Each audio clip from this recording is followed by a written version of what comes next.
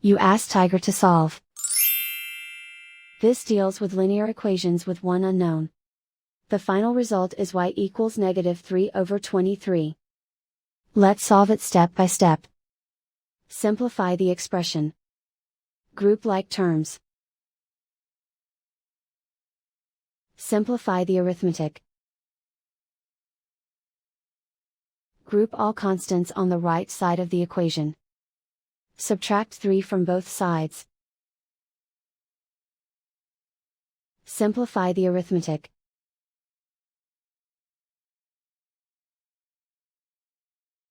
Isolate the y. Divide both sides by 23. Simplify the fraction.